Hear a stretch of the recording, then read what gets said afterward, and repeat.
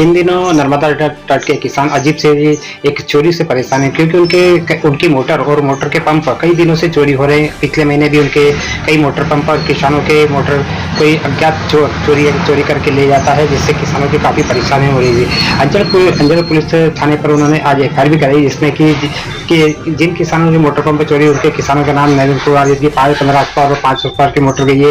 वहीं प्रेमलाल धनगर सहित कृष्णपाल चौधरी, इनकी भी 2 मोटर के वायर चोरी हुए। दौलत सिंह ततवाड़ा, इनके भी 9 मोटर पंप के वायर काट कर ले गए हैं।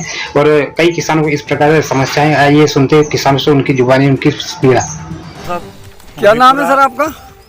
मेरा नाम कृष्णपाल सिंह है। क्या घटना हुई और इस यहाँ पर जो घाट के ऊपर मोटरों की जो चोरी हुई, केबल की चोरी हुई, क्या कहेंगे आप?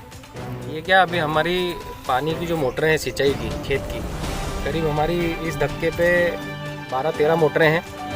और यहाँ पर अभी कल रात को ताज़ा चोरी हुई है। ये चोरी जो उसके अंदर कॉपर वायर होते हैं उसकी चोरी हुई है, कुछ की केबलें भी कटी है। इससे पहले भी 15 दिन पहले भी 5 तारीख को भी हमारी मोटरें कटी थी। अभी फिर दोबारा 15 दिन के अंदर ये दूसरी बार घटना हुई है।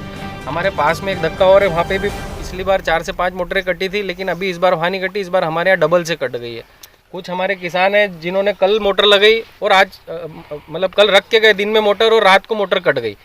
2 बार। सर आपने अभी तक किसकी कोई शिकायत की है? पिछली बार भी हमने शिकायत करी थी, इसकी 5 तारीख को रिपोर्ट करी थी। अभी तक उस पर हमको कोई भी संतुष्टपूर्ण जवाब भी नहीं मिला और न कोई कार्रवाई हुई। और इसी कारण जो है चोरों के हौसले बुलंद हो रहे हैं। हमको है ना एक मोटर पे 8 से 10-10, 15-15 हज़ार रुपये का नुकसान लगता है इसमें।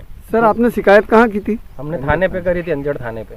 अच्छा, आगामी कार्रवाई क्या रहेगी? आगामी कार्रवाई अभी भी हम शिकायत करेंगे, हम एसपी कार्यालय में भी देंगे। और अगर हमारा 2-4-8 दिन में निराकरण नहीं होता तो हम इसमें उग्र आंदोलन करेंगे। हम सब इकट्ठे करेंगे, किसान संघ और सभी से बात करके हम किसानों को एकत्रित करके इस मामले में प्रदेश लेवल तक संज्ञान डालने की कोशिश करेंगे, क्योंकि ये बार बार हो रहा है हमारे साथ।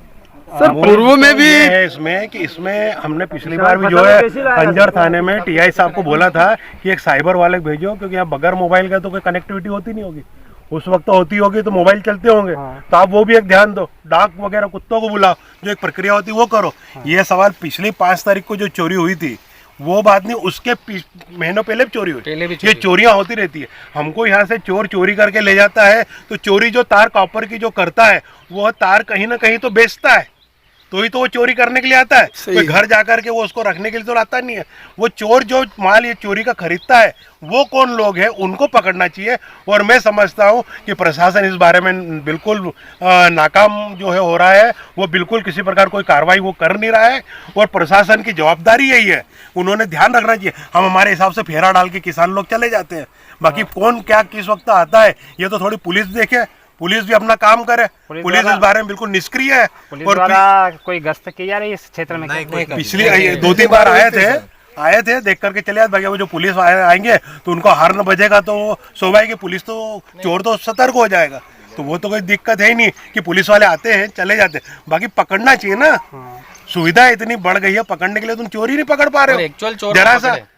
और कौन चोर को पकड़े, मतलब ऐसा मूल चोर को, किसी को चोर को लाके बता दिया, शो कर दिया यार ये आ गया है, चोर को हमने पकड़ लिया।